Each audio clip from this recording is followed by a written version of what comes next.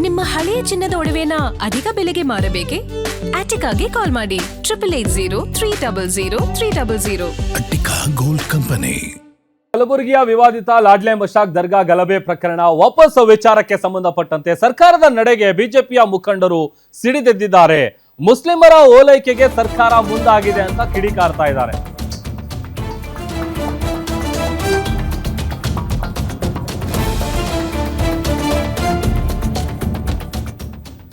ಲಾಡ್ಲೆ ಮಶಾಕ್ ದರ್ಗಾ ಗಲಭೆ ಪ್ರಕರಣ ವಾಪಸ್ ಪಡೆಯುವಂತ ವಿಚಾರಕ್ಕೆ ಸಂಬಂಧಪಟ್ಟಂತೆ ಸರ್ಕಾರದ ನಡೆಗೆ ಬಿಜೆಪಿಯ ಮುಖಂಡರು ಸಿಡಿದೆದ್ದಿದ್ದಾರೆ. ಮುಸ್ಲಿಮರನ್ನ ಓಲೈಕೆ ಮಾಡೋದಕ್ಕೆ ಸರ್ಕಾರ ಮುಂದಾಗಿದೆ. ಲಾಡ್ಲೆ ಮಶಾಕ್ ದರ್ಗಾದಲ್ಲಿ ನಡೆದಿದ್ದು ಪ್ರೀ ಪ್ಲಾನ್ಡ್ ಗಲಭೆ. ಒಂದು ದಿನದ ಮೊದಲೇ ಸಭೆ ಸೇರಿ ಗಲಭೆ ಮಾಡೋದಕ್ಕೆ ಪ್ಲಾನ್ ಮಾಡಿದ್ರು. ಇಂಥ ಗಲಭೆಯ ಕೇಸನ್ನ ವಾಪಸ್ ಪಡೆದಿರೋದು ಸರಿಯಲ್ಲ. ಮುಸ್ಲಿಮರು ಏನ್ ಮಾಡಿದ್ರು ನಡೆಯುತ್ತೆ ಅನ್ನುವಂತ ಸಂದೇಶವನ್ನ ಈ ಮೂಲಕ ಸರ್ಕಾರ ರವಾನಿಸಿದೆ. ಬಿಜೆಪಿ ಮುಖಂಡ ದೂರುದಾರ ಹರ್ಷಾನಂದ್ ಗುತ್ತೇದಾರ್ ಅವರು ಕೊಟ್ಟಿರುವಂತಹ ಹೇಳಿಕೆ ಇದು ವ್ಯವಸ್ಥಿತವಾಗಿ ಬೇಕು ಅಂತ ಪ್ಲಾನ್ ಮಾಡ್ಕೊಂಡು ಅವ್ರು ಮಾಡಿರೋದು. ಯಾಕೆ ಇದನ್ನ ವಾಪಸ್ ತಗೊಳ್ತಾ ಇದ್ದಾರೆ ಅನ್ನುವಂತ ವಿಚಾರ.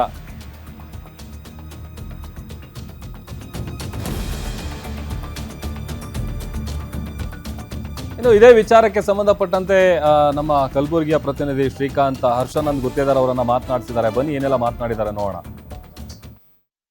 ರಲ್ಲಿ ಇಡೀ ದೇಶದ ಗಮನ ಸೆಳೆದಂತಹ ಆಳಂದನ ಲಾಡ್ಲೆ ಮಶಾಕ್ ಹಾಗೂ ರಾಘವ ಚೈತನ್ಯ ವಿವಾದ ಗಲಭೆ ಪ್ರಕರಣವನ್ನ ಸರ್ಕಾರ ವಾಪಸ್ ಪಡೆದಿರುವಂಥದ್ದು. ಈ ವಿಚಾರ ಸದ್ಯ ರಾಜ್ಯದಲ್ಲಿ ದೊಡ್ಡ ಮಟ್ಟಕ್ಕೆ ಸದ್ದು ಮಾಡ್ತಿರುವಂಥದ್ದು.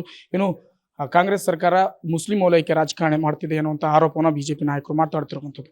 ಈ ಕುರಿತು ಮಾತಾಡೋದಕ್ಕೆ ನಮ್ಮ ಜೊತೆ ಆಳಂದನ ಬಿಜೆಪಿ ಮುಖಂಡರು ಹಾಗೂ ದೂರುದಾರರಾದಂತಹ ಹರ್ಷಾನಂದ್ ಗುತ್ತೇದಾರ್ ಇದ್ದಾರೆ. ಅವ್ರು ಏನು ಹೇಳ್ತಾರೆ ಕೇಳ ಸರ್. ಈಗ 2022ರಲ್ಲಿ ನಡೆದಂತಹ ಗಲಭೆ ಪ್ರಕರಣ ಇಡೀ ದೇಶದಲ್ಲಿ ಸದ್ದು ಮಾಡಿತ್ತು. ಈಗ ಸರ್ಕಾರ 4 ವರ್ಷದಲ್ಲಿ ಆ ಪ್ರಕರಣವನ್ನು ವಾಪಸ್ ಪಡೆದಿರುವಂಥದ್ದು. ಏನು ಹೇಳ್ತೀರಾ ಸರ್? ಇದು ಲಾಡ್ಲೆ ಮಶಾಕ್ ದರ್ಗಾ ರಾಘವ್ ಚೈತನ್ಯದ ಪ್ರಕರಣ ಏನು 2022ರಲ್ಲಿ ಆಯಿತು.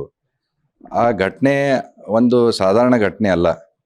ಅದು ಒಂದು ವೆಲ್ ಪ್ಲ್ಯಾಂಡ್ ಆರ್ಗನೈಸ್ಡ್ ಕ್ರೈಮ್ ಆಗಿ ಅಲ್ಲಿ ಮುಸ್ಲಿಮರು ಮಾಡಿದರು. ಅದರಲ್ಲಿ 15 ದಿವಸದ ಮೊದಲೇ ಅವರು ಅಲ್ಲಿ ದರ್ಗಾ ನಾವು ಏನು ಶಿವರಾತ್ರಿ ಪೂಜೆಗೆ ಬರ್ತೀವಿ ಅಂತಂದು DC ಅವರಿಗೆ ಪರ್ಮಿಷನ್ ಕೇಳಿದ್ವಿ.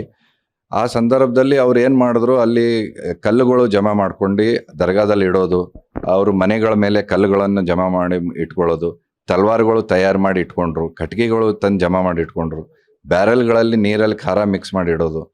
ಮತ್ತು 1 ದಿವಸದ ಮೊದಲು ಅವರು ಸಭೆ ಸೇರ್ತಾರೆ. ಎಲ್ಲ ಮುಸ್ಲಿಮರು ಅಲ್ಲಿ ಸೇರಿ ನಾವು ಇದನ್ನು ಯಾವ ರೀತಿ ಹಲ್ಲೆ ಮಾಡಬೇಕು, ಯಾವ ರೀತಿ ಇವ್ರನ್ನ ತಡಿಬೇಕು ಅಂತಂದು ಒಂದು ಮೀಟಿಂಗ್ ಮಾಡ್ತಾರೆ. ಅಂದರೆ ಇದು ಪ್ಲ್ಯಾಂಡ್ ಆರ್ಗನೈಸ್ಡ್ ಕ್ರೈಮ್ ಇವರು ಅವತ್ತು ಮಾಡಿದ್ದು. ಏನು ನಾವು ಶಿವರಾತ್ರಿ ಪೂಜೆ ದಿವಸ ಹೋದಾಗ ನಾವು ಕೇಂದ್ರ ಮಂತ್ರಿ ಆದಂಥ ಭಗವಂತ ಖೂಬಾ ಅವರು ಮತ್ತು ಜಿಲ್ಲೆಯ ಎಲ್ಲ ಶಾಸಕರು, ನಮ್ಮ BJP ಶಾಸಕರು, ಮಾಜಿ ಶಾಸಕರು ಮತ್ತು DC SP ಇವರೆಲ್ಲರ ನೇತೃತ್ವದಲ್ಲಿ ಅಲ್ಲಿ ಪೂಜೆಗೆ ಹೋಗೋವಂಥ ಸಂದರ್ಭದಲ್ಲಿ ನಮಗೆ ತಡೆದು ನಮ್ಮ ಮೇಲೆ ಹಲ್ಲೆ ಮಾಡಿದ್ರು. ಹಲ್ಲೆ ಮಾಡಿದಾಗ ಈ ಪ್ರಕರಣ ನೀವು ಮಾಧ್ಯಮದವ್ರನ್ನೂ ಇದ್ದೀರಿ, ನೀವು ಕೂಡ ಎಲ್ಲ ವರದಿ ಮಾಡಿದ್ರಿ. ಯಾವ ರೀತಿ ಅವರು ತಲ್ವಾರ್ಗಳು ಹಿಡ್ಕೊಂಡು ತೋರಿಸಿದ್ದು, ಹೆದರಿಸಿದ್ದು, ಹಲ್ಲೆ ಮಾಡಿದ್ದು. ನಿಮ್ಮ ಮಾಧ್ಯಮದವ್ರ ಮೇಲೆ ಕೂಡ ಹಲ್ಲೆ ಮಾಡಿದರು. ಒಬ್ಬರು ಜಂಗ್ಲೆ ಅಂತಂದು ಅವ್ರು ಕ್ಯಾಮ್ರಾ ಕಸ್ಕೊಂಡು ಅವ್ರ ಮೇಲೆ ಹಲ್ಲೆ ಮಾಡಿದರು. ಮತ್ತು ನಮ್ಮ ಡ್ರೈವರ್ ಆನಂದ್ ಸೂರ್ಯವಂಶಿ ಅಂತ ನಾವೇನು ಕಾರಲ್ಲಿ ಹೋಗುವಾಗ ನಮ್ಮ ಕಾರ್ ಮೇಲೆ ಹಲ್ಲೆ ಮಾಡಿದರು. ಆ ಡ್ರೈವರು ಕೂಡ ಒಂದು ಕಂಪ್ಲೇಂಟ್ ಕೊಟ್ಟಾರ, ಜಂಗ್ಲೆ ಅವರು ಕಂಪ್ಲೇಂಟ್ ಕೊಟ್ಟಾರ. ಇವು 13 ಪ್ರಕರಣ ಇವರೇನು ಹಿಂಪಡ್ಕೊಂಡಾರ. ಅದರಲ್ಲಿ ಇವು 2 ಪ್ರೈವೇಟ್ ಕಂಪ್ಲೇಂಟ್ನು ಕೂಡ ಇವು ಹಿಂಪಡ್ಕೊಂಡಾರ. ಪ್ರೈವೇಟ್ ಕಂಪ್ಲೇಂಟ್ ಹಿಂಪಡ್ಕೊಳ್ಳೋಂಥ ಅಧಿಕಾರ ರಾಜ್ಯ ಸರ್ಕಾರಕ್ಕೆ ಇರೋದಿಲ್ಲ. ಏನು ಸರ್ಕಾರದಿಂದ ಆದಂಥ ಕೇಸು ಇವರು ಒಂದು ರೀತಿಯಲ್ಲಿ ತೊಗೋಬೋದು ವಾಪಸ್. ಅದನ್ನು ಕೂಡ ನಾವು ಇವತ್ತು ಚಾಲೆಂಜ್ ಮಾಡ್ಲಿಕತ್ತೀವಿ. ಸಂಪೂರ್ಣ ಎಲ್ಲ ಕೇಸ್ಗಳನ್ನು ಇವತ್ತು ಮುಂದೆ ಬರ್ತಕ್ಕಂಥ ದಿನದಾಗ 1 ವಾರದಲ್ಲಿ ನಾವು ಹೈಕೋರ್ಟ್ನಲ್ಲಿ ಇದನ್ನು ಚಾಲೆಂಜ್ ಮಾಡ್ತೀವಿ.